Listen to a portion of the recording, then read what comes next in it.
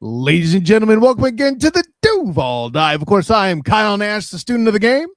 And I'm Travis Holmes with BigCatCountry.com. And you're watching this thing run here or listening to it. I don't know, however you're doing it. Duval Dive, MP3, whatever, podcast, audio, whatever. It's the Believe Podcast Network. There you go. So with all that in mind, Travis, I see you rocking the bold city cap. I got to play. Hey, one of the trademarks of our leadership group is that when there's an opportunity to be bold, we won't flinch. And you've unflinched your way, Duval out all the way to a 13-win season, a third AFC playoff seed. Travis, I'm happy for you, man. I know I said that just before going on the air, but I want everybody here, all you Duval divers, all the Duval out there, hear me say, I'm happy for you, man. That's whatever. I mean, I'm happy for Duval. Like, if folks think folks honestly think I joke when I say I'm actually a fan of this team, and I truly am. Like, I don't say that in jest. I was a fan of this team before I ever stepped foot into Big Cat Country or into foot into the press spots in the locker rooms with the media credentials. I truly do want all the best for Duval, the Duval devout, the fan base, the team itself, etc. So yes, I'm happy for Duval because Duval is happy and Duval is on cloud nine. Now I just need this party to keep going with this victory on Sunday. That's what we're here to talk about, though. No, I absolutely understand. Local Jaguar in great mood, and that in this case is Travis D. Holmes. I'm all the way 100% with that. Before we talk about all the vibes and the move, and hey, listen, there are plenty of vibes and mood that were dropped here as the Men in Teal and David Behrman of Believe Podcast Network as well. We're both on the show this week. If you haven't checked them out, make sure you do. And thank you to all three of them for joining us. But Travis, playoffs. See, I'm not going to say it like a surprise Jim Morris thing. Playoffs? No, we're here. Playoffs. It's what makes the playoffs. Amen. The playoffs. I'm going full Don Cheadle on this. I'm going to pull up the keys to the game so we can get a look at where this thing's going. Be the best, Josh Hines-Allen. I like exactly where you're taking it. I know I've talked about Josh Allen on Josh Allen crime all week too, so I like that as a key to the game there too. But go ahead. So what do you got? Well, that's the first one because I wanted to first get into the history of the game. Like I really was curious. Like a lot of folks seem to believe in juju and all these other things. It's weird that everybody's talking about the history of the game. Like I don't generally lean into things like certain teams struggling at a certain field, or if you're a Jaguars fan, you probably believe that these trends normally hold at least a little bit of weight. Like if you believe in how the Jaguars have destroyed the Colts over the past like 10, 11 games at Duval, in Duval County, it just kind of is one of those things. Well, in this matchup, Buffalo has a negative streak where the Bills have lost 8 straight road playoff games since 1993. You've heard people throw that little nugget around. Josh Allen has also lost 4 road playoff games in his career, which on the surface seems like it's somewhat back this up, at least in some way, form, or fashion, until you remember that the Chiefs also ran up against the Bills in 3 of those postseason appearances. So that's not really a Josh Allen stat. That's just a mutant on mutant. That's a mutant on mutant crime. That's Josh Allen versus Pat Mahomes. That's Sabretooth versus Wolverine. Yeah, Josh Allen actually played well in nearly every one of those games if you just look at the stats. So like postseason Josh Allen has actually been pretty dang elite for years now. It's just, again, one elite quarterback going against another elite quarterback. And I wanted to mirror those numbers that you see on the Duval Dive YouTube. And if you're listening to our audio, you're basically talking about, 2 to 4 touchdowns, no turnovers in the last 2 games against Kansas City, over 100 for passer rating overall for Josh Allen, and losses to a mutant Pat Mahomes. That's basically what it comes down to. And then I mirror that against what we're looking at right now. Like Trevor Lawrence is 2-1 against Allen, with wins in the 2021 game that was 9-6 in Jacksonville, and the 2023 London game where Jacksonville won by 5. That's the Calvin Ridley, slot fade route game, basically. And the one loss occurred in last year in Buffalo, with the Bills winning that one in a 37-point blowout.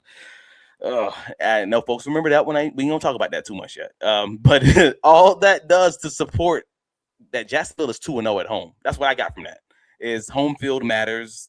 and it should matter for NFL teams. And that's kind of what I'm like leaning on, at least from that perspective, is Jaguars winning at home matters. And it's great that the Jacksonville Jaguars have that home field advantage. And that's how it is for most NFL teams, right? Like, that's why it's so important.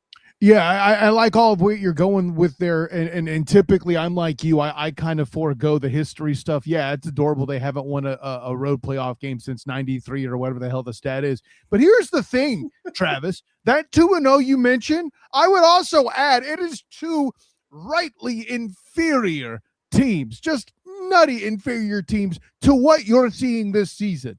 And although you and the men in teal are just dramatically misled to think that Trevor Lawrence hasn't had the best single year of a quarterback this year, that's fine. This is still a 13-win team. That's a 9-win improvement.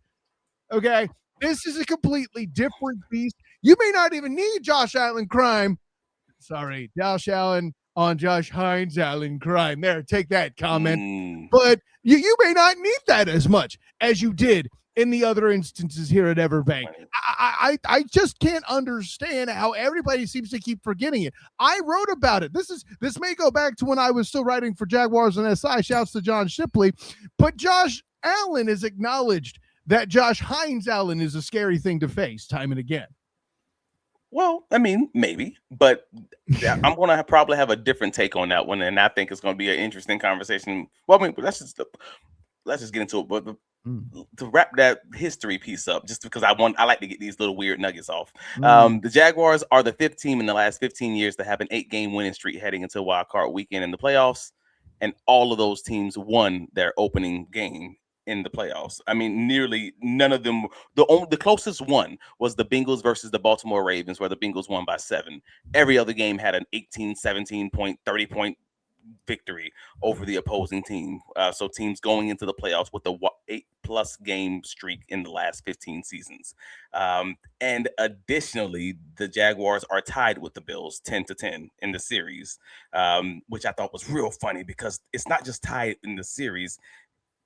It's every other game is won by the team who lost the game beforehand. So it's truly like two teams that are looking at the Spider-Man meme, pointing at each other, just being the exact same, make or whatever you want to call it. So like these are cousins in very many ways. But man, I'll leave this history alone. Stuff going, I'm a history buff. But let's get into these keys. You're right. You mentioned that Josh Allen on Josh Allen crime, we'll call it. With the first key to the game being be the best Josh Allen. And you basically, it sounds to me, if I'm not misunderstanding, you're looking at this like, all right, cool. Josh Hines-Allen is the best Josh Allen. Am I appropriately gauging where you're at? Well, at least when they've played each other at Everbank, or I should say more specifically at a home game, because that London thing is a thing that actually happened. I can't act like it didn't. But yeah, that element is true. I would say that. I mean, listen, I'm going to don the cape and everything. Okay. So, well, this is funny because I got you. Because I'm not even talking about Josh Allen versus Josh Hines-Allen. The Bills' Josh Allen is the only quarterback in the NFL with more rushing touchdowns than Trevor Lawrence right now in 2025. Shout out to Dan Griffiths on the socials. He's always putting out great stuff for Action Sports Jags. Go on, take a look at his articles.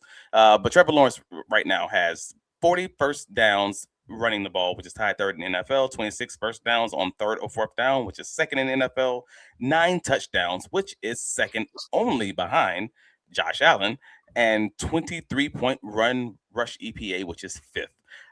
I point that out because Jaguar fans probably know that Jacksonville's offense has been significantly better in the good ways since the bye week, right? Since that coach just kind of did their workshop and just take everything down to the nuts and bolts, minimize the screen game for a few weeks, traded for Jacoby Myers, all that stuff. Right. But then they also use Trevor Lawrence's legs a lot more from that bye week on. That was the big one. So like the Kansas City game was the main one that they used his legs before the week 8 bye, but then after that, it was nearly week by week inside of the red zone and inside of and on 3rd downs. I point all of that off and I give you that full picture to say that, how do I even say this? since the Jaguars week 8 bye, because the Bills have a different bye week, both quarterbacks have the exact same amount of touchdown rushes, 7. So while one has been doing it all season, Trevor Lawrence has just been running the ball since their bye week. And it's very similar to how Buffalo uses Allen. So when I say Josh Allen versus the best Josh Allen, I ain't even talking about Josh Hines-Allen. I'm talking about new Josh Allen versus old Josh Allen. I'm talking Trevor Lawrence versus Josh Allen, and who can be the better one using that game plan that the Bills use for Allen, if that makes sense. It absolutely makes sense. And I'll even add this caveat. The thing we're not talking enough about is all these things you're saying about Trevor actually running and doing all that and being more involved. Part of the reason he's become more involved is I might make the argument that at this time of year, this might be the healthiest he's been in what? Fair point. 3 seasons? Yeah. No. He's ended the season on IR so often. Yeah, man, that's a fair point. Has Trevor missed any? No, yeah, Trevor hasn't missed any games this season due to injury, huh? Wow, I didn't realize that until you just said that comment. Got him. Good one. Oh, but yeah, and just looking at, so this is going to be a game of 2 quarterbacks who are going to run the ball at least. I would say the over-under on both quarterbacks' rushing yards is probably going to be like 70, 80 yards. Right. And that sounds like a big number, and that's despite what may be an injury issue going on with Josh Allen's foot. But looking at this from a but looking at this from a Jaguars perspective, oh wait, that's the wrong one. Goodness gracious. Looking at this from a Jaguars perspective, like Jacksonville has kind of struggled against the Russian quarterbacks, especially those who use the more play action boot or shotgun run pass options that freezes the ends. And that makes this a little bit weirder of a conversation for me, is because I'm like, it's sort of something that we've only seen spurts of since the bye week. As you know, the only quarterback who Jacksonville recently faced, like with the propensity to run the ball, was like the Brady Cook, and he averaged 7.5 yards per carry on his 5 carries. Bo Nix gave the defense problems on that one scramble and that one RPO keeper that went for a first down. Mahomes and Bryce Young both averaged over 10 yards on their rushes. Mahomes that had 60 yards on the ground for 6 carries, and Bryce Young had 41 yards on 4 carries. Like, overall, we forget that these things happen because I know everybody kind of moves on. But in my head, I'm like, Travis, do we forget it, or is this feature actually a bug? Is this happening because the number 1 rush defense stops the running backs from running? This secondary, who is awesome and leads the league in a franchise record, 22 interceptions. Yep. Maybe that's the reason that one happens. Okay, we'll give you that first down. I dare you to keep trying as Josh Hines-Allen and Trayvon Walker start to play a bit more contained and see what happened to you. I mean, that's an interesting take. I don't know, because at the end of the day, in my head, I'm just looking at it like it's happening. I don't care how it's happening. I'm just looking at the outcome that it's happening. It's keeping them on the field. Exactly. Well, yeah, and I'll put it, and like I said this way, perhaps you sacrifice one series to get a stop. And if listen, I've never met Anthony Campanelli, but if I said, hey, dog, you're going to blast the Broncos, but you might have to give up one run or one play here to Bo Nix to do it. Sign me the bleep up is what he's going to say. So where I have a problem with that philosophy, and I do understand the philosophy at least, is that there are some teams who are just going to spam you with those runs, and it's going to really hurt you when it comes down to it. And we'll get more into it later down when we start talking about James Cook, because those conversations with the run game are intertwined, as you just so eloquently put it. Him being able to work off of the quarterback is going to have an impact on both things. So yeah, we'll get into how the Jaguars have performed over, since their bye week. But Josh Allen has 57 carries in the last 8 games. So he's one of those guys.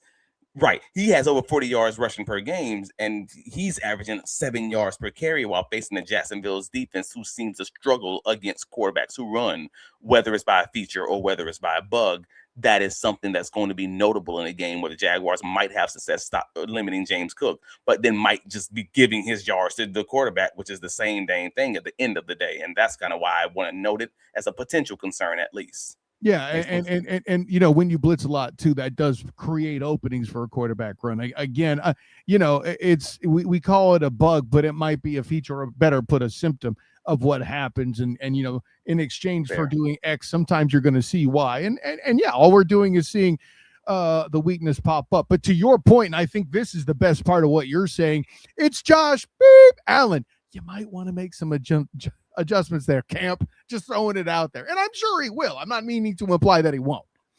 But both quarterbacks will be doing that exact same thing. And that's what I think is so fascinating about this, why I say be the best Josh Allen, because I don't know which one is it going to be. The Jaguars have been leaning into Trevor Lawrence's ability to run the ball and do those same RPOs and have designed runs in the red zone so frequently to the point where it's like, oh, which one are you talking about? The one that scored 7 touchdowns on the ground? Which one? All right, over the last 8 games, which one are we talking about? Because they both did that. So at the end of the day, this is going to be very interesting to kind of see who's going to be the best version of the current iteration of Josh Allen in this playoff game. Which one of these guys are going to look more elite, not just throwing the ball, but also running it. So that's... And at the end of the day, will Trevor Lawrence be the new Josh Allen, or will Josh Allen be the old Trevor Lawrence? Oh, jeez. All right, man. But so I wanted to kind of frame this next one as, hey, man, just kings of the clutch. You got these 2 quarterbacks who are both so good when the game's on the line, so good when they're down a few points, 10 plus points, that it just feels like you should probably not want to be the one holding the bag at the end of this. Like, you should probably not want to be the last ones on defense, because that's generally not a great situation, especially if you're down less than 7 points. They're incredible. Josh Allen versus the quote unquote new Josh Allen takes on a whole meaning from my perspective with this, because looking at the comebacks just this season, you've had the 3 that the Bills' Josh Allen has done this season. They were down 28-10 against the Bengals. They were down 21-0 against the Patriots, and they were down 40-25 in the fourth quarter against the Baltimore Ravens, and they won all 3 of those games.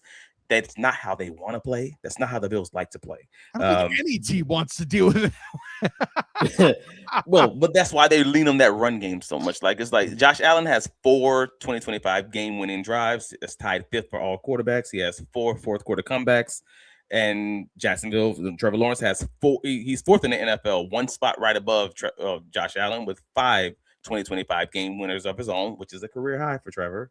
And he has 3 fourth-quarter comebacks. Like, so this just feels like a week that has the makeup of one of those prototypical peak Pat Mahomes versus Josh Allen, Lamar versus Allen matchups, where you just can't be the last team on defense if you want to win, because both of these guys are truly special in the fourth quarter. Yeah, well, I think there's something to that, but I want to mention that the big key between the examples you mentioned, and this is me taking nothing from Josh Allen, let me be clear. Just like I take nothing from teams that have lost to Patrick LaVon Mahomes II in similar fashion. Kyle, what are you, Chris Collinsworth? Why are you bringing him up? Well, I do for this reason, because it was mind-blowing and mind-bending and mind-breaking when Nick Wright brought it up a while ago, the biggest Chiefs homer in national media, obviously, that the reason why teams falter against Patrick LaVon Mahomes II is he had a lot of other words for it, but on this show, we refer to it as the lemon booty. When you have Patrick LaVon Mahomes II on the other sideline and ish be tight and the stuff's popping off, you might get a little bit of the lemon booty. Now, you expect me to believe that same thing doesn't exist for Josh Hines-Allen? Especially for John Harbaugh, who essentially got fired just recently here because of his alleged propensity to lose games in any way possible while also having a rift with the franchise quarterback. That's a thing. Is the other against a team that if it was an SEC team in college football, people would still be bitching that they're in the playoff because their schedule's so weak?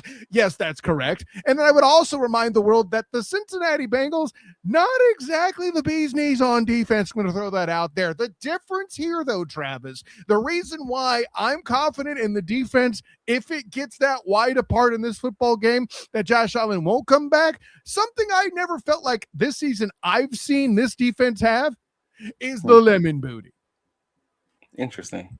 I mean, they did give up a 19-point comeback to Davis freaking Mills. But was that just about the defense having lemon booty, or was that about the offense hitting the damn ball back too quick? That was the offense, not yeah. That's the big difference. That's where this game does change a little bit, because one team, the defensive play from both of these coordinators is so good, and they're both so good at countering what the other one does. Like Sean McDermott is really good as a DC, as a head coach / DC, whatever you want to call that, with Bob Babich. And then you have Anthony Campanella, we talked about this on Wednesday, is just so good at countering what you want to do after your first 15 plays. And then you're just stuck with him for the rest of the game, trying to figure out on the fly how to attack this defense, where I'm like, all right, cool. Now I'm with you generally to say that, yeah, you got to continue scoring. But that's the one thing I don't have as much a fear of with these not even scoring, defenses. just hold on to the ball for a while. Yeah. Just running clock, but then that means you have to have a run game, and let's get into the run game conversation. If that's the case, then I didn't know I was going to transition you that good, but okay. Nah, man. But I said, hey, the third key to the game is kitchen's closed. Like, no cook. You can't let cook. Like, that's where I would like to at least start the conversation, just discussing the run game, because not counting week 18 where Josh Allen didn't play, they're against a clearly tanking Jets team. The Bills are 5-0 in games where James Cook receives, 20, more than 20 carries, because I think the 20 carry cutoff made the numbers a little weird. More than 20 carries, they're 5-0. They're 6-5 in games where he receives 20 or less carries. Like, that's the number of what I'm looking for. This dude, if they get into that groove and continue just leaning into him, this isn't hard for me. The Bills have the league's #1 run offense in total yards. That's assisted by Allen's additional yards on the ground. They're second in the NFL in yards per carry at 5 yards a carry. Now, if you want more context to that, Buffalo got 40 more yards 40 more rush attempts on the season than the Baltimore Ravens. That's how much they are willing to lean into this to kind of shorten games. They don't want the game to have to be in Josh Allen's hands the entire time. They're trying to shorten this thing up with that bad defense.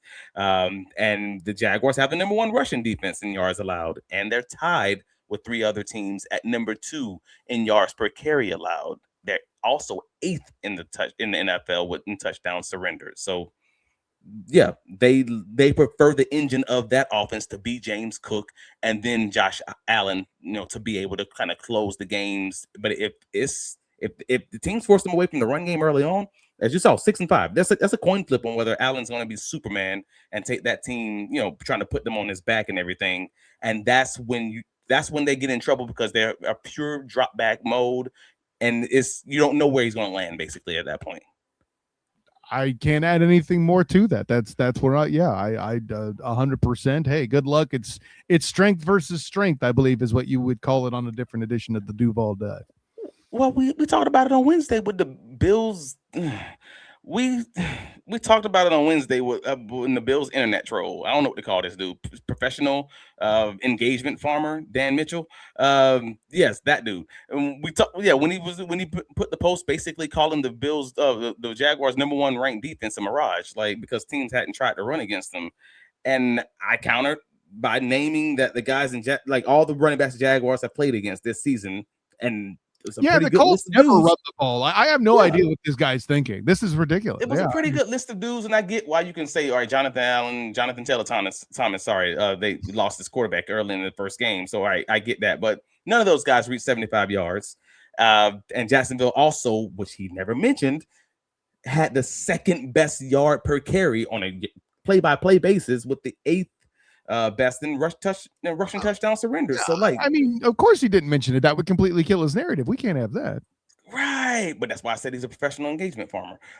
But I normally don't try to give trolls visibility, but I will use this conversation to have a discussion that I've already had with some of my guys for a few weeks now. Like when we have our morning clubhouse sessions, it's like 6 of us. Then we just talking about the game, everything else, not podcast, just real conversation with some former players and a lot of guys who know balls, who know ball, right?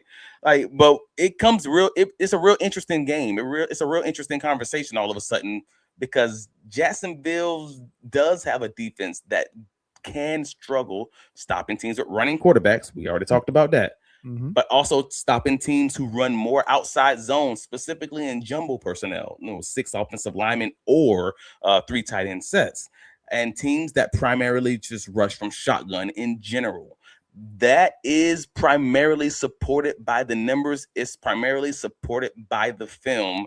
It's just not something that we see in large sample sizes. So because of it, it becomes a different conversation. And I'm willing to concede that point, that the Jaguars defense is not a mirage. It's just the fact that there's a small sample size there. But like we've seen it against again, Pat Mahomes, pump fake, Jaguars get caught in a man cover situation. He runs for like 17 yards. Like that's early in the Chiefs game. You also have Brady Cook. That was a more recent example against the Jets. He gets the play action fake. He runs for like 12 yards, gets out of bounds. Like we've seen a lot of those. Justin Herbert, it was the same thing. They get into a situation where all the eyes are on the secondary. He runs for a 12-yard first down early in the game. Bryce Young, it happened early in the season. He ends up getting the Jaguars defensive ends kind of pinned inside. He runs for like 17 yards and down the sideline. We've seen these things, but then because of those issues, it opens up the explosive games. It keeps these efficient offenses on the field, and that becomes a problem for the Jaguars, mainly because then now you're stuck in a situation where you have one additional defender who's not being pushed outside of the run fits. And that becomes an issue in your run game now that you're having to focus on these quarterbacks who are able to run the ball. So that was kind of what I was mentioning earlier with these 2 quarterbacks trying to get these guys down and not let them kind of extend the game, because now you're forcing your cornerbacks to have to be involved in the run fits. And that's not a great situation for the Jaguars in either case. And it's no, obviously you want to stop everything you can, but I can't help but ponder that 3 of your examples were from games where the Jags blew the opponent out. By the Denver game being a blowout, but I can also acknowledge that the Denver game was both a blowout in score, but also closer than folks would like. It was closer than the score, 100%. But that's more about RJ Harvey taking advantage of what you're talking about than it is necessarily Bo Nix carving them. You know what I'm saying? So then I'm looking at this only from, I'm trying to put myself in the shoes of someone who's trying their best to paint a negative narrative for the Jaguars, and just saying, if a team wanted to be successful against Jacksonville, what would they do? Side of this argument for once, I'm having fun. yeah. So the Jaguars gave up 3.9 yards per carry on the season, but they give up 4.3 yards per carry in shotgun, and that is kind of a smaller number over 18 game sample size. But if you look at a game by game scenario, it comes a little bit differently. Like, so I took the liberty of breaking it out. And that's my favorite thing about what you analyze here. I mean, over and above the fact you're my personal champion, Travis, something that we on this show have as a mantra, and it is basically your, if I may be so bold, is your standing order, your protocol, your I just said mantra, but your what's his word? Your word to live by is that every game's a different matchup. And I think it really boils down to that, is adjusting to that matchup. You have to give one up. We've talked about it, that Camp does that. Okay, I gave one up. That humpy bumpy's never doing it again unless it's Patrick LeVon Mahomes II. Right. But I wanted to figure out where's the truth, because I feel like if I got an internet troll here who's telling me some small truths but mixing them in with the boatload of lies, I don't think that's a reasonable conversation. But I also think there are some like Daniel Jones being just as good as Trevor, that kind of thing. But I still wanted to make sure we did talk about the things that were true, because if a team wanted to come out like the Rams did and all of a sudden spam the Jaguars in 13 personnel, oh man, why is that an issue that we didn't know about? Oh, because we didn't listen to the Duval dive, who talked about it in a segment. Or they spammed the Jaguars in 6 offensive lineman sets. Well, we know that the Jaguars have only faced that, whatever it was, 11 times over the span of a season, but we also know half of those came in one game. That might be a problem if that game was successful. Let's talk about it. Or all these kinds of conversations I think are worth then talking about, because somebody else are going to figure this out. Yeah. And then you're going to be stuck trying to figure out, well, why didn't we have a plan to counter that? So in this situation, Jaguars have 5 games where they gave up over 5 yards of carry out of shotgun. The first 2 games against Houston, the 2 games against Houston, period, Carolina, Kansas City, and Denver. Basically games with either a run pass option scenario from the quarterback, a lot of inside zone, outside zone from shotgun, or a lot of jumbo personnel. So that part of what he was talking about is true. When we're talking about the quarterback running issue, we're talking about there are ways for teams to get the Jaguars secondary. So that's what I was talking about when I pointed that out. Everything you see in blue are those games I separated out the shotgun versus under center.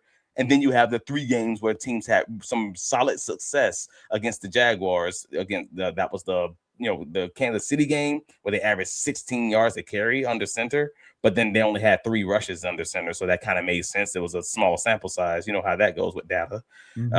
You have the game against Houston. Again, they had a lot of explosives out of jumbo personnel. And then you have the game where Eric Armstead is missing the Tennessee Titans game, and they realized quickly that they needed to move to Mac Dickerson to kind of help stop with the run game because Mason Smith's experiment wasn't working at that point. That is where I'm leaning when I'm just looking at the numbers, remembering how the games happened and kind of figuring that out. So this does, I ain't gonna lie to you, that's a possible advantage for Buffalo. I'm being very clear. If they were to spam the Jaguars in 6 offensive line sets or spam the Jaguars in shotgun RPO situations, and not run their base offense trying to run power or man right at the Jaguars, that's not going to work. Downhill stuff, that's grinding the game out, that's not going to work. But if they were to do something along those lines and only do that, there's a chance that the Jaguars could be in trouble because we only have a limited sample size and it hasn't worked out well for the Jaguars. It feels like Houston might have figured a little bit of something out there. And this is something, and I pointed something out like this on this show before, Travis, not this show, but here on the dive in the past. You're making a statement of here's a blueprint potentially. And it's very wisely thought out. I have no problem with you bringing a blueprint out. The problem is, does every team have the construction materials to build the blueprint? Not everybody has the line personnel to run 6 up front. Does this team? Bills, you beat me to it, yeah. But do the Bills. The reason why the Rams got them with 13 personnel is because everybody was so freaked out trying to prepare for Puka just in case he came back. They weren't ready for the other ish, in my opinion. I could be completely wrong about that. But that's the thing. You're worried about spamming with X or Y. I don't know that the Bills have it. Let's just say if they wanted to do the defensive equivalent and try to attack the middle with D tackles, they're hurt there. Let's say they want to try to do something like this where they have the 6 offensive line or whatever it is. I don't know the Bills' injury situation. I'm sure we'll talk more about it later. But I know relying on their quarterback in that fashion, just the same way with his foot swollen the size of something really large. And I'm not going to push the pause button. I'm tempted. But the punchline is that may not be as viable an option this coming week as it normally would be because of the personnel. That's fair. I mean, I think they do a lot of 6 offensive line. And I talking to the guys over the Cover One podcast, Buffalo Bills podcast, they are likely to do a lot of the 3 tight end sets as long as their tight ends are truly healthy. That's been up and down all season. Yeah. But if they have the injury or the health, I should say, that's a fair point. Still, isn't he? I don't even know. It's a whole thing. He didn't seem hurt enough that he's not going to play or anything along those lines. He's full participant on the injury report. You ain't got to miss to be limited. That's my point. That's fair. But if I'm Buffalo, and I'm being real about that, even as a Jaguar fan, as Jaguar media, I'm probably I'm going more at RPO game. I'm going more shotgun. I'm going more, 6 offensive linemen. I'm making Jacksonville prove to me that that's not an issue. What popped up on those 3 to 5 games, it's even someone on YouTube they this week asked that's who pointed it out to me. Honestly, it was someone in the Duval dive YouTube who asked me, "Hey, do you think the Buffalo's going to run more 6 offensive line personnel?" Because then I wanted to look into the numbers to find out just how often they were doing it. And if I'm Anthony Campanelli, I'm dang sure preparing as if they are, because that's what the Texans did in the second half of that 19-point comeback. That's what I was talking about earlier. And if you run man blocking against the Jaguars, if you run downhill, you're going to have a long day. But if you run zone with those cutback lanes, or you try to get that, hit inside of the edges, something along those lines, or if you run the shotgun and you remove the defender out of the equation with that 6th offensive line, and you force Jacksonville to add an extra defender into the conversation to run block, which the Jaguars are sort of limited on. Let's talk about that. Like, I mean, again, it's Matt Dickerson and nobody else. If you're talking about the extra guy that kind of help you, another big body to put onto the field there, then you can see why Houston had the explosives that they had, I was shocked to even find this out weeks later. Like, I just found this out this week preparing for this game, that Houston had 5 explosive rushes in that comeback with Davis Mills. 3 of them came with 6 offensive line personnel. This is all on the same drive, mind you, the 4-minute drive at the end of the game. 6. So 3 of them came in. So it's an even smaller sample size, you would even argue. Yeah. So 6 offensive line personnel, 3 of them. One of them was an RPO run, and the last one was a Davis Mills quarterback scramble for a touchdown. That is the blueprint for Jacksonville that you got. For the defense, you have to prepare for that. Like, and there's a 0% chance that these playoff teams, they won't at least try to test that game plan with everything on the line right now. Like, to that, there's a 100% chance they're going to try it, and I'll even add this. There's a 0% chance that they won't. You double negative. I like that. So here's what I'll say for that. As much as I've criticized your small sample size and your blueprint concept, even though it is a blueprint that you point out, you know what you have to find in data before, you know what you have to have first in data before you find a trend? You have to start with a small sample size. Anyway. That's it. That's it. You ain't lying though. Like, and I'm not trying to say I think the Jaguars win this game. I want to be very clear in saying that. I've said it for weeks before I even knew it was Buffalo. Yeah. Or are we? I'm ruining show content. I'm trying to remember now. Anyways, but yeah, you're ruining it. So that's why I kept my mouth pinned shut. So there you go. But what's the next point, brother? Key to the game. Yeah, keys to victory. Number 4 is 4th down drama. And people talk about like the 4th down. I thought this was fun just because it's a weird way that we get here. Like, the Bills have the 7th most 4th down attempts in the NFL right now already. Like, so, and they have a 59% conversion rate, which is the 11th best in the NFL. So they go for 4th down pretty often. They make it pretty often. But the Jaguars defense has the 3rd best 4th down conversion rate right now at 35.5%, giving them, they only gave up the 11 over the season, over 31 attempts. That's the 10th most in the league attempts, and they are giving up the 3rd best, like the 3rd best rate. Like, so they're doing really good on 4th down too. So it's reasonable strength versus strength there. But you have to think that Buffalo's probably going to go for it more often, or maybe even go for those 2-point conversions when you consider their kicking situation they have going on right now. We want to talk about the injuries earlier. Well, the Buffalo Bills' first kicker, Tyler Bass, is on IR for the year. Then they signed Matt Prater, my former teammate at UCF, who was injured last week against the Jets. Former with a hamstring NFL, injury. So to say, former NFL rookie holder. Am I right? Or not rookie holder, record holder. My bad. Yeah, he also missed the extra point against the Hawaii Bowl. That jersey that I'm looking at right there is the Hawaii Bowl jersey, my last game at UCF, and he missed the extra point in overtime. That's how we lost that. So yeah, I wasn't even gonna bring that up, but that's Anyways, you're the one that made it miserable. Go ahead. But yeah, so then they signed Matt Prater from UCF, and he was injured last week against the Jets.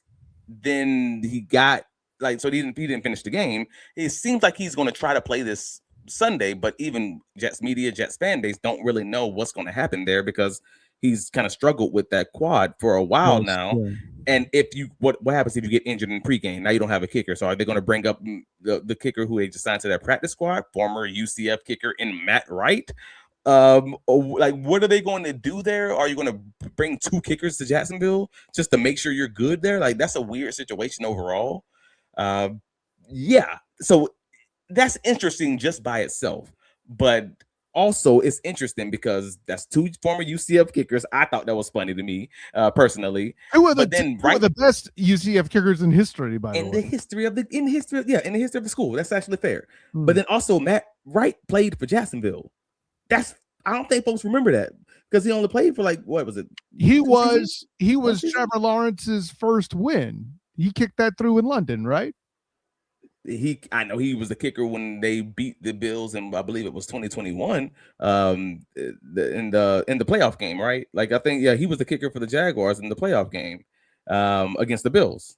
And I'm like, oh, okay, cool. So then this is just funny. If you're somebody like me who likes drama and crazy storylines and stuff like that, I'm sitting there like, So former Jacksonville Jaguars kicker. I would love if it's Matt Wright. Former Jacksonville Jaguars kicker, game on the line, is now playing in Jacksonville with an opportunity to win the game and misses it because of the team, the state that he is from. Like that's just I'm pretty sure the Duuval would rather it not be that close, but I hear what you're saying. That just felt like 2017 all over again, like the 2017 wildcard win. Well, the Duval County native Nate the Peterman throws the game-sealing INT to Jalen Ramsey. Again, Nate Peterman, Duval County native. What was it? Barton Trail High School. Yeah. That's it. That's just bringing everything full circle. 2017, wasn't Matt Wright then a national champion, or was it? Did they have a different kicker then? I think Matt Wright was on that team. There you go. So you have the 11th best converting offense on fourth downs in the Bills, and they're put in a position where they might possibly have to attempt more of them against the third best defense at stopping teams on fourth down. That edge seems to go towards Jacksonville from my perspective, but it's going to come down to like 3 or 4 plays or 2 to 3 plays, maybe even however many that comes down to, not knowing if you can truly trust your kicker or knowing if they're even going to be healthy. So from that perspective, I'm like, oh yeah, that makes things a little bit weirder, a little bit wilder, and that could you need to be a lot more prepared for fourth down, because they're probably going for that humpy bumpy over and above the normal propensity to want to do it. They have kicker issues. Yeah, I think that's absolutely true. And I'm even going to add this element to it, though. You're going to see fourth down. Thino said, wow, that's more likely than I am. Okay. But that's how inevitable this is. And the punchline's this, though, just in the same way you don't get a trend until you have a small sample size, you don't have a momentum changing stop until you get the Bills to fourth down. I think it's not only something they have to be prepared for, I think they need to be planning for it like it's a leveraging moment to turn the game around or even possibly take that humpy bumpy over. That's it. You called it, bro. Like, and that's the big piece for me. So I'm just like, all right, cool. We'll see what happens there. Because again, who knows how his injury situation is going to come. But I know that man's 41 years old with a hamstring. Matt Prater. And yeah. I mean, that quad. I'm sorry. So that's always interesting. Anybody interview with that age, you know what I'm talking about. You can step off a sidewalk and hurt your hamstring or hurt your quad. Like, is that easy? But sneeze and throw at your back. Crazy. So sneeze and throw out your back. Yes, man. So which team gets home? Sacks over pressures. Like, I know we always joke about pressures and everything else, pressures, man, and all of that stuff. But Greg Rousseau, Joey Bosa, the 2 Bills defensive ends, have a combined 12 sacks on the season, while Ed Oliver, defensive tackle, will remain on IR this week. And that's resulting in my opinion, another week similar to last week against the Titans, where Trevor Lawrence will likely have a reasonable amount of time to kind of read the passing game, kind of make his decisions. It's just going to come down to whether or not Trevor gets the ball out. Like, I think he's going to need to do a much better job this week than he did in the first quarter, or at least the opening drive last week. I mean, as far as holding the ball, taking those early check downs instead of taking those early sacks, penalties from the team, all of those things. You can't have those issues creep back up. Go ahead and get your take off. Go ahead. Yeah, well, and you're not wrong, but can we remember that not only is my guy Ed Oliver not in the game, Philip, oh my gosh, their other D tackle, Jordan Phillips. Thank you. I was going to say Phillips, and then I forgot his first name. But anyways, so both of them potentially out, because we know Ed's out. Jordan Phillips, it looks like he might at least be limited, if not outright missing. That is way different than Jeffrey Simmons. But also, point is accurate. But they still have Deion Walker. Like, he's taking over the snaps. Like, and then Jordan Phillips is more just a help. He's a big guy, but he's a help as far as their depth is concerned. Like, people think he's a run stopper. I mean, hell, I thought he was a run stopper based on what the Bills teams are telling me, but they were like, he's actually not very good at stopping the run. They just try to use him in that way. He's probably going to give you maybe a little bit better in the passing game, pass rush game, apparently. But like, on each side of this, it's just weird, man, as far as the injuries are concerned, because Josh Allen, he loves holding the ball. We know this. We've known this forever. He's always hunting for explosives in the passing game. And like, Allen loves holding the ball like Ryan Nielsen loves playing rock, paper, scissors. Like, it's truly a level I didn't know existed. And very similar to my Chargers like game preview with Justin Herbert, Allen can often be the reason that the schemed up offense or the offensive play call don't work. because he'll pass up on the play the way that it's called, or an immediately open wide receiver with space because he's looking for an explosive down the field. So Allen, similar like in his profile to Justin Herbert, the Jaguars faced him a few weeks back. Big arm, physical dude who's hard to get down. They both have a propensity to kind of extend the run, extend the play, run the ball. That makes them more dangerous, but it also makes them more volatile. It plays into what the Jaguars defense wants to do, but it also gives them the opportunity to get more pressures, to get more sacks, because he has that high time to throw. We've talked about that so dang much this season. So I really hope our Duuuval, about you guys listening, know where I'm going with that. 2.89 seconds. That's what Josh Allen is as far as his time to throw. That's 24th in the league. That's just one spot above Justin Herbert, who's at 2.9 seconds. That's to show you, like, hey, these are one of these key metrics we talk about all season. This is the type of quarterback that the Jaguars generally play well against. The other guys they struggle against are guys who throw under 2.5 seconds. This easily lets you know, hey, man, this guy's bypassing the slants. He's bypassing the check downs. He's bypassing those open receivers in the way that Joe Brady is calling the scheme, because he thinks that he can be Superman, do it himself, whatever. And it's not always going to work that way. So it's going to be a little bit of a roller coaster where you're hunting big game and missing the small guaranteed game that's going to keep your offense on the field. So the last two games for Josh Allen, he's been at 2.98 seconds and 3.12 seconds time to throw.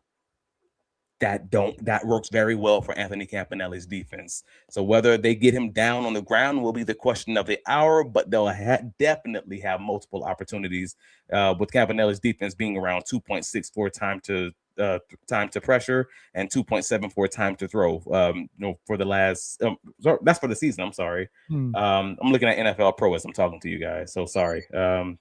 But the two Bills friends that I talked to earlier today, and I talked to one media associate early this afternoon, they both complained about Allen's biggest 2025 struggle being his struggles in setting his protections, his issues finding his hots against blitzes, and his misses in the short game due to his happy feet.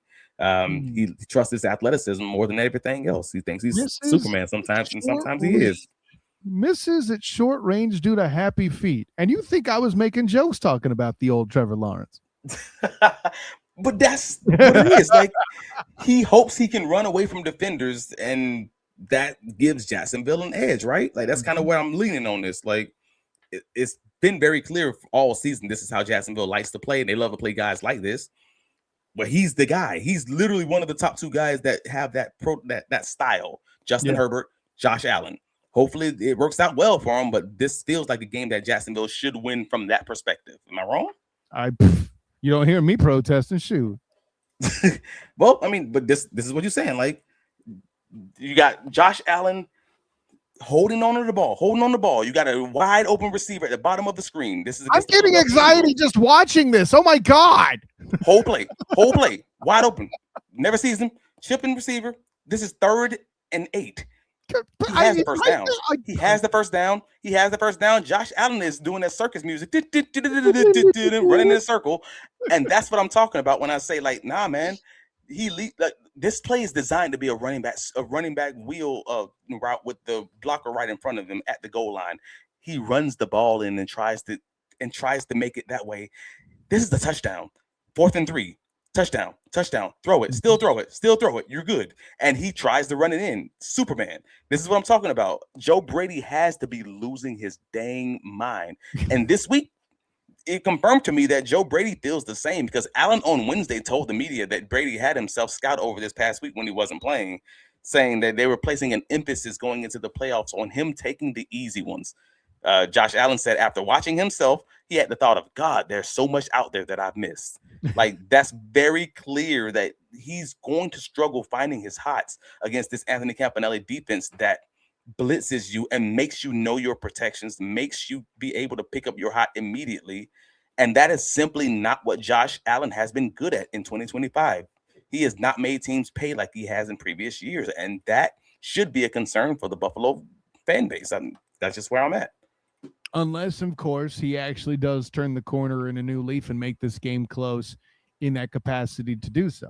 I don't think that's what happened, but hey, I mean, it does have kind of that setting of that Disney movie or kind of a Rocky 3 feel. Man, you can't outpunch this dude. You got to be fast. Let's go to the gym and learn to work your feet and make you run track on the beach and stuff. I think it's that kind of a thing.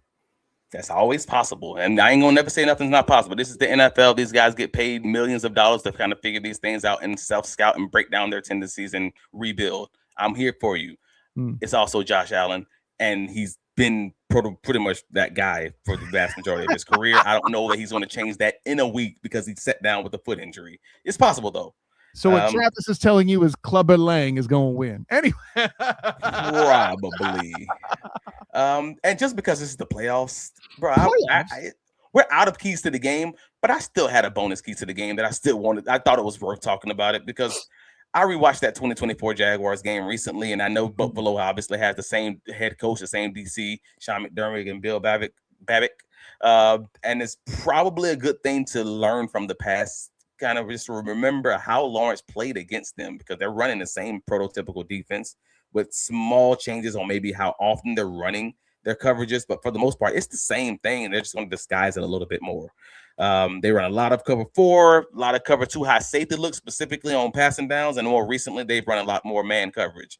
But when that 2024 matchup, Jacksonville was down big early, and they just couldn't continue to run the ball, and that's despite the fact that Travis Etienne and Dearness Johnson both averaged 6 yards a carry. They had to abandon the run. Just like this year, Jacksonville would need balance to try to kind of make sure they stay in this game. Like, it didn't help that Lawrence kind of had an off day in the passing game, trying to hit those tight window throws, those honey hole throws against cover 2, cover 2 man, anything against cover 4. But I only ask folks to think back at that game because if things were to fall off the rail this week, that is probably the way that it happens in my head, if that makes sense. They just can't run the ball, and they just now not having success against loaded secondaries with 4 rushers with their ears pinned back, if that made sense. Yeah, it absolutely makes sense. Although, considering, again, we talked about the limitations that are on the defensive line and all these things like that, it's unlikely to happen. If that does happen, we're going to have some talks about Jonah Monheim, because the only way I think it happens is if Robert Hainsey gets hurt. I mean, that's an interesting one. That's an interesting way of saying it, because again, they do have the Deion Walker conversation, where he's been on the uptick, like mainly in the passing game, actually, because in the running game, he's not a stout guy who's gonna hold his. I'm talking specific to the running game here. Yeah.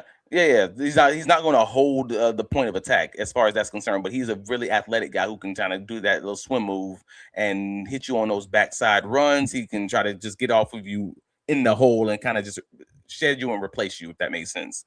But if the run game doesn't get going, and then you have the issue with Lawrence holding the ball, taking those unnecessary early down sacks or penalties, like we saw just this past week against the Titans, that's when this thing can go off the rails just a little bit. So, like, I think Trevor's going to likely have a good day, but if he does have a day like he had against the Seattle game, where they also played a lot of cover 2 coverages in the obvious passing downs, despite the fact that was an injured secondary this year against Seattle, I would then be concerned if I was a Duuuval.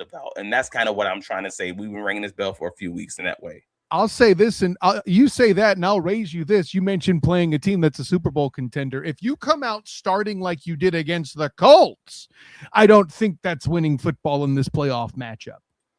I mean, yeah, well, we've been ringing the bell for a few weeks. Like, this game is going to be one that comes down to, weirdly for me, it's like the Titans game last week. It comes down to passing down, like early passing success. Because I talked to the guys over the Cover One podcast, the Buffalo Bills podcast, yesterday. And Buffalo does a ton of blitzing on early downs. I mean, people call it run blitzing, whatever you want to call it. Like, they're blitzing when they expect you to run the ball. So since they're not really a physical group up front, they can't soak up the double teams. They just don't have that kind of strength, especially with the injuries that they have up front in those top 7.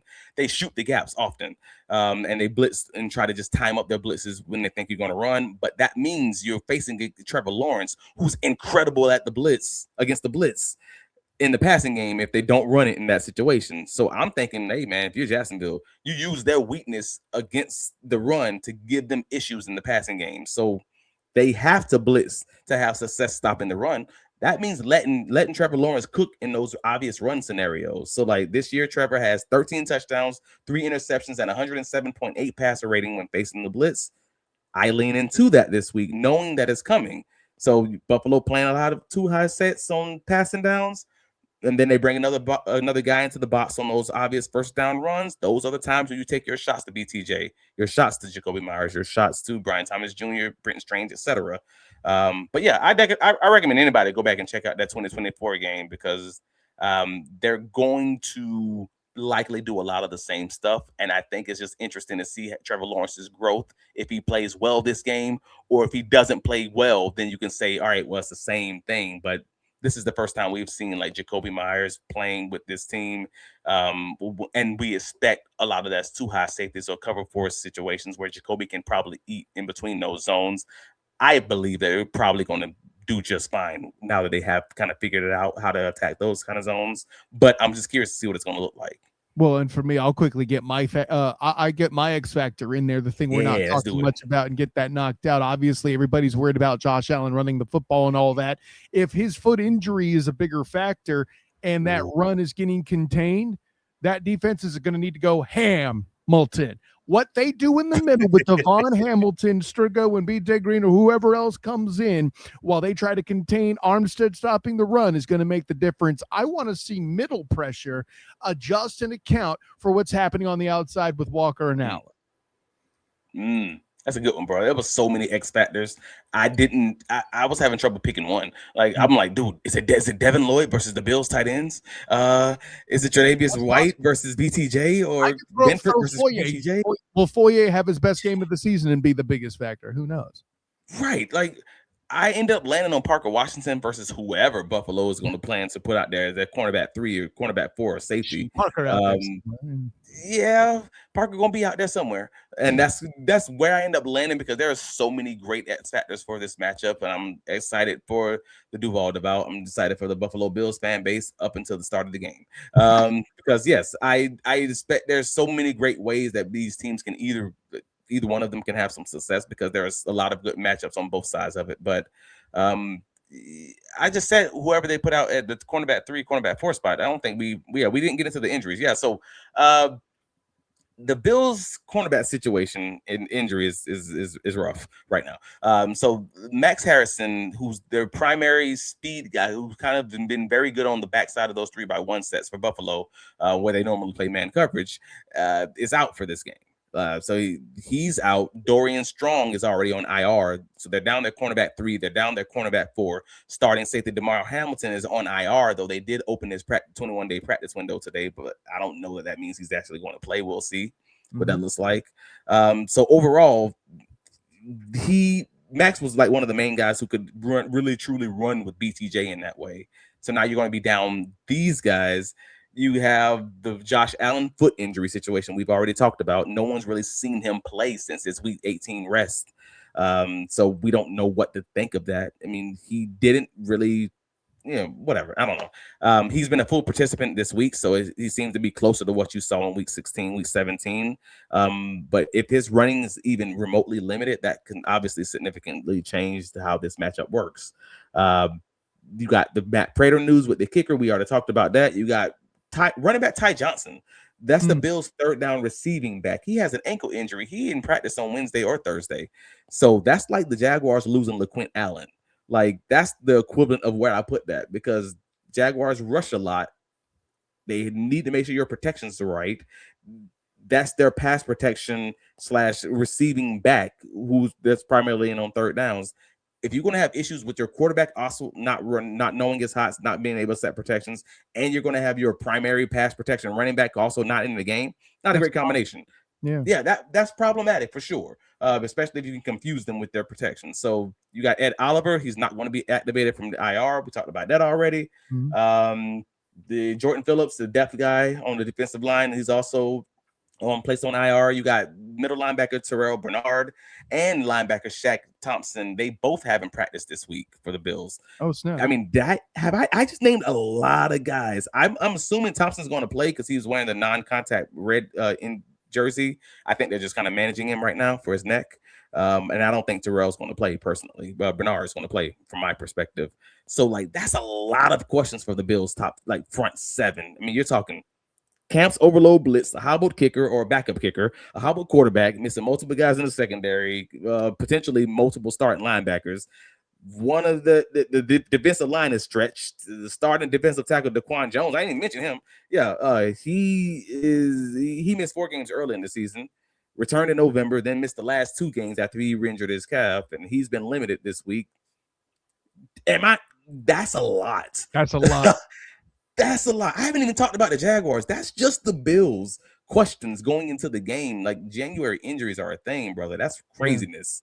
And yeah, I'm sorry. And for the Jaguars, I mean, Coen, he's a primary question mark right now because he hasn't practiced this week, and the Jaguars could potentially be back to Walker Little starting for this matchup at left tackle after Coen left the Titans game late with a knee issue. Well, he only really struggles with the stars and the All-Pro caliber. Oh snap!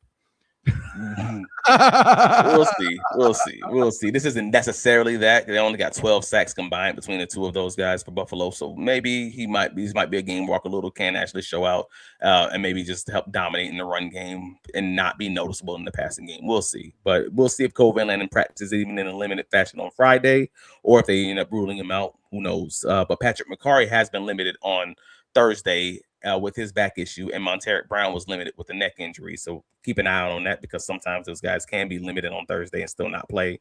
We've seen that happen a few times. But overall, those are your injury updates, man. Let's get into these stats and let's see what this thing looks like. The tail of the tape. So overall, I mean, this is 2 teams who can score at freaking will. You see what the numbers are, man. 4th in the league versus what is that? Goodness, 4th and 6th in the league in points per game is crazy. Yes, it's I'm having trouble with my computer, so it's hard for me to see these small numbers right now. But they're nearly identical as far as points scored. I mean, you're talking 28.3 versus 27.9, with the Bills barely edging out the Jaguars, but the Jaguars have been scoring more points since the bye week. So however you want to slice that, they're nearly the same as far as yards per game. We've already talked about the number 1 run offense going to the Buffalo Bills at 159, basically 160 yards a game, while Jaguars are at 115. Both defenses have reasonably struggled as far as sacking the quarterback, and the Jaguars are 2nd in the NFL with 22 interceptions, while the Bills are 11th with 13. Now, I wasn't even aware until I took a look at the numbers, but since week 10, James Cook also has fumbled 5 times. He lost 3 of them, but I figured that probably should be mentioned. If you wanted to add to that, Josh Allen also fumbled 7 times this year, and he lost 3. So that's 13 fumbles in 6 games. For 13 fumbles, they lost 6 of them in the 17 games this season, and now they're facing a Jaguars defense that's top 10 in the NFL in forced fumbles and fumbles recovered. That sounds like a first guy wrap it up, second guy punch the ball out week for the Jaguars defense. Just throwing it out there. Punch. There you go. Peanut punch. But for Buffalo, they're 15th in turnovers forced this season. But since their week 7 bye week, they've been 9th in the league with 15 takeaways. So they actually have been really good in takeaways also, just like the Jaguars defense. I don't want to gloss over their accomplishments because it's a part of the game. I think folks need to at least realize they have a good defense as of late also. So both teams are kind of hitting their high as far as interceptions and turnovers and gotten hot at the right time. But Jacksonville, they're incredible at intercepting the ball. Devin Lloyd, Antonio Johnson shutting down the middle of the field. So if I gotta summarize all this, the Bills' passing defense is solid, but their safeties are going to be heavily tested. Buffalo's run defense has struggled, but so has Jacksonville's run offense since the bye week. So I don't know what to do with that, honestly. And the Bills and the Jaguars, if either of those teams get down big early against these defenses, it's probably going to be an uphill sledding, to your earlier point, because both of these quarterbacks are skilled in the art of comebacks, but I don't hold out hope that the other team is going to sit on the ball after what they've seen this season. Like, they're not going to get the lemon booty, as you put it. The names on the jerseys may have changed, but in the fourth quarter, this is Mahomes versus Allen. This is new Josh Allen versus old Josh Allen, like I said earlier.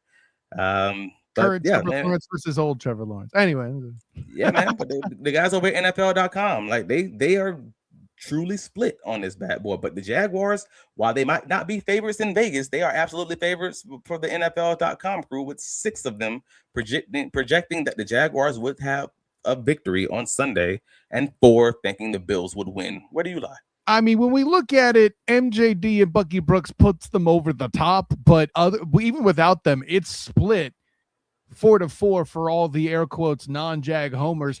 In this world, that's a long way coming. It's shading inches towards respect, which we know ain't coming. So I'll leave it all at that. But for me, I'm this week I'm in that place where I'm not calling Daniel Jeremiah crazy for putting it over 50 points again, but I don't know that it scores quite that high. I went on record on the Chiefs Kingdom pod with Mar and Style saying 27-14, and I'm pretty much sticking with that. I think there's a big 4th down stop that takes points off the board in a swing that turns into a Cam Little field goal from distance. No, not 60-something yards necessarily, just a boring 50-something yarder, But I think this is one of those. It's not so much that defense will get lemon booty, but it's playoff football. A lot of teams come out a little bit more conservative. I don't want to say that they're going to come out cold per se, but you don't necessarily see a lot of explosive scoring early. Like either the Jags offense may go run and get as they have, or the Jags defense might go off early and allow it while Coach Cam is feeling things out. You may not even see a score in the first quarter, possibly, though I'm not saying that's a lock. It's going to be that kind of a feel, in my opinion. So I got 27-14 Jags in dominant fashion. It'll be closer than the score, but again, there'll be a significant 4th down stop by the Jags that makes that swing to your fourth down drama key point earlier. So I like your 27. Jacksonville scored 25 points or more in 9 of their last 10 games. But I mean, you heard that list. I just went down of dang injuries, though, and that's where this thing gets so squirrely. It gets real muddy. Like if Allen isn't the prototypical Josh Allen, like on one foot, that RPO game might be slightly limited if he's not 100%. Like what was it? The second half of Week 16 against Cleveland, he only had 1 rush. That was a quarterback sneak in the second half, and he only had 5 true rushes against the Eagles, if you don't count his kneel down or his fumble. So 5 rushes for 28 yards. Like that's fine, but that's not what you're used to seeing when you're talking about a guy who's trying to carry the team with his athleticism, which is what Josh Allen historically has been. So if he's not playing at an elite level, I don't know if they can keep this game close with Jacksonville to that point. I mean, you had him winning by 13, I believe it was. That's correct. That's a lot of questions lingering that's coming from the Buffalo side that made me think that how the hell are they favored in this game? Down multiple DBs against a hot passing team, a limited quarterback whose superpower is its athleticism, a dominant run game, but partially due to Allen, and facing a dominant run defense this week. I just think Jacksonville takes out the last of the old guard this week. That's no Lamar Jackson, no Burrow, no Mahomes, no Josh Allen. My prediction is Duval's season of belt to ass continues. I'm going Jaguars 34, Bills 24. Still 10-point win, but a little bit higher. And still only in the 50-point range. You don't crack 60. I'll also add this too. I will say that you would be coming on to the Duval Dive live, potentially saying, man, there's so many points we left on the field and we still won by 13, because I think the penalties are going to creep in because of some postseason jitters and all of that is very real. So that, like I said, I mentioned earlier that the score may be closer than, or not indicative of how close it is. And I think the penalties would be another aspect. It's only that close, perhaps, because like in the Colts game, mistakes kept them in it early. Maybe. So, yeah, a clean game will be the ideal situation. A clean game is what you're talking about there. Absolutely. But a win is a win, and just get that W, and we can fight about how it should have been won, like you've done for the last 8-week Duvals. Just get the win. Ain't got to be pretty. I do not care how you got it. Just get the W. You beat me Duval till we die. I hope y'all have a great great Sunday, and we will talk to you guys following the hopeful victory in Everbank Stadium. But yeah, you know where I can be found. Travis on bigcatcountry.com. If you listen to the sound of my voice, please click that like button, man. We're only growing because you guys are allowing us to. You guys continue to engage. You continue clicking that like button. You continue to comment on the threads. And again, we have whole segments this week because of comments you guys made to us on the Duval Dive YouTube, on the socials, etc. So yeah, keep it locked in. We appreciate you guys so much. And yeah, Travis D. Holmes, bigcatcountry.com, all the socials, Travis D. Holmes, and the Duval Dive TikTok, the Duval Dive on X, all the places, man. But let them know where you can be found. Of course, I'm Kyle Nash. The Student of the Game. You can find me on Twitter, Instagram, Threads, and Blue Sky at the SOTG. Find me on Facebook as a Student of the Game. Check out my writings with the Black and Gold Banneret and the Night Shift podcast. Also, my work covering the Orlando Magic. And first and foremost, right now, covering your Jacksonville Jaguars in the playoffs. That's right. I said I was supposed to take out that Morris Senior voice because we're here. So, with that in mind, Duval Divers, Duval Devout, thank you very much for jumping in for my personal champion, Travis D. Holmes. Kyle Nash, the Student of the Game. Until next time, everyone, class dismissed.